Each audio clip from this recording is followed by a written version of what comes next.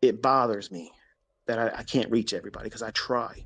I try so hard. I pray to try to reach more of you because I know what it feels like. I was there. I know what it feels like when you know you can do it, but it just seems like it's just outside your reach. Your fingertips are just almost touching it. You can see it. You can almost grab it. You just got to hold on a little bit more time. Keep doing what you're doing, and it'll happen. Any other time when you're trading your five handles, getting out when you're hitting it, and you're content with it, there isn't this invisible barrier out there.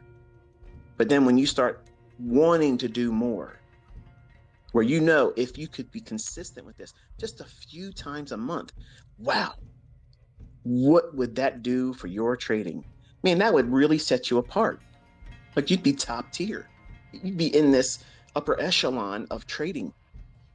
And everybody would look up to you and you'd feel good about yourself. And you would feel like this is really respectable results because you probably aren't really thinking that your five handles consistently every single day is respectable when it is.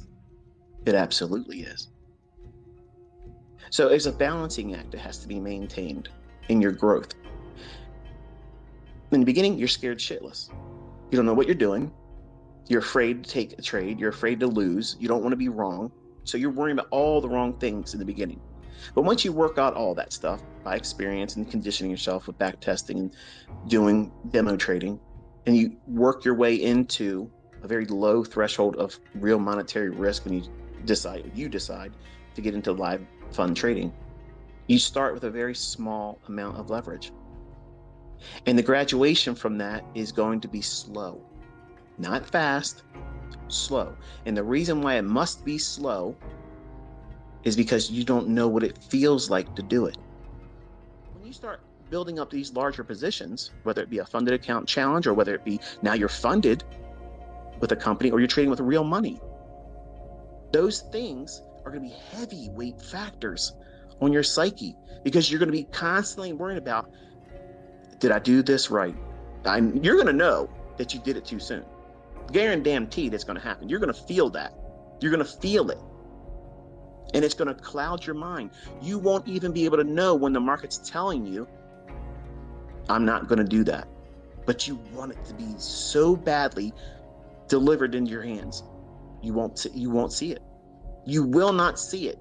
And you'll hold on to it too long. And the worst case scenario, which is what you're trying to avoid, will actually happen. It will come back and roll against you. And that nice, big, handsome profit you had that was unrealized and you knew you should have fucking got out, at least with a partial, you didn't do it.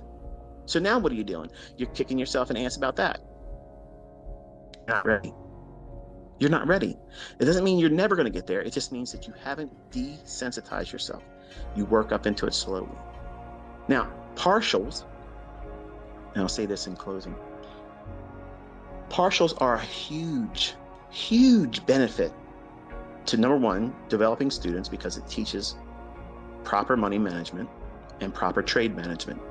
And it helps you grow as a trader. It helps you understand risk. It helps you navigate order flow. But there is no, and I'm telling you openly, there is no recipe that's going to be appropriate for everyone. That's the part that you bring into it. That's your personality.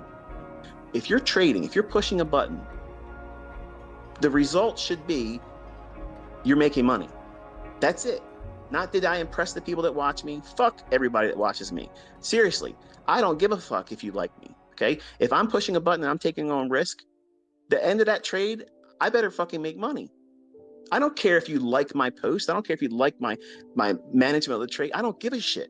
Because whether you like what I did or whether you didn't like it, if I didn't do something I didn't feel I should have done or didn't do something I should have done, I'm beating my ass up mentally over that. You could never troll me. Any of you could never troll me as hard as I do myself if I know I did something incorrectly. Cheerlead yourself. Say, you know what? I fucking did this shit today this way and it paid out. I'm fucking hammering it. That's right. That's exactly right. And people think that's arrogant. Fuck them. Fuck these people that talk that shit because they are not making money. So they're fucking miserable.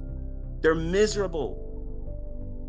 But you're letting those types of people creep in, and you're trying to arm wrestle that shit. Oh, I'm going to show the brokies, the haters, the fucking ICT retards. That's what everybody fucking says about everything.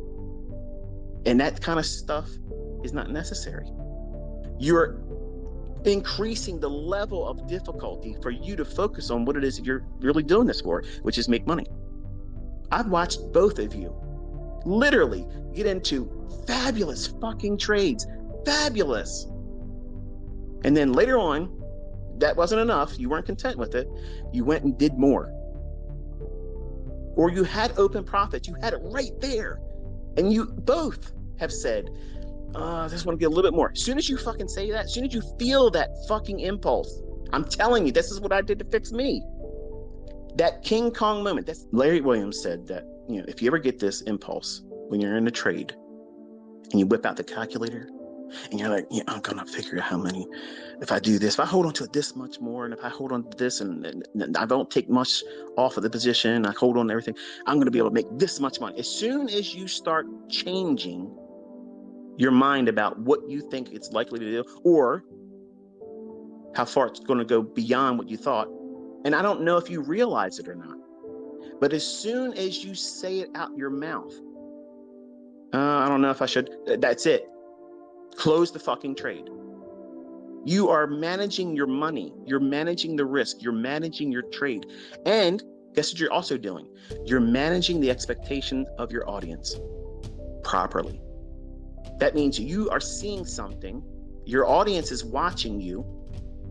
And then now what are you doing? You're taking the action on saying, okay, I am no longer able to focus on this. It doesn't mean you suck as a trader. It doesn't mean that your concepts blow.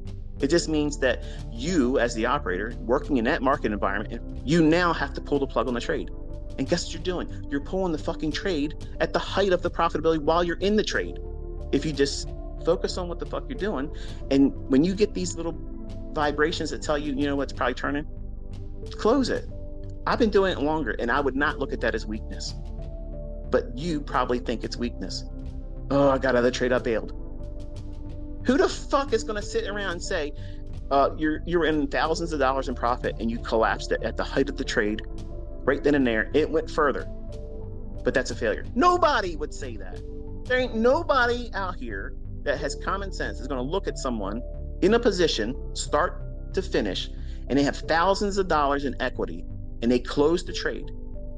No one is ever going to say that's a fuck up. No one's ever going to say that's a failure. No one is ever going to say you did that wrong. And if they did, they're full of shit. But because you're trying to make these monumental Olympic-sized feats, the real sole reason what you're doing it for, you've made this something other than trading. You've made it an action movie. You've made it I don't know, you've lost the plot.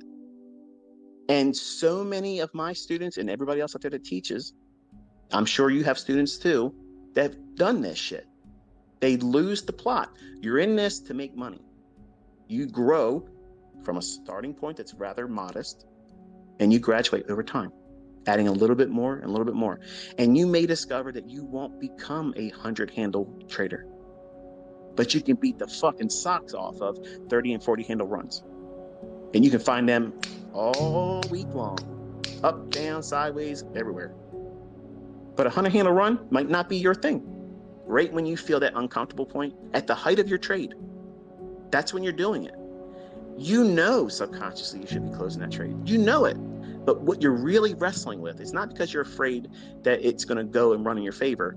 You're afraid if it does do that, that the audience is going to say, you fucked up, you didn't get that big run. That's really what's going on. That's what's going on.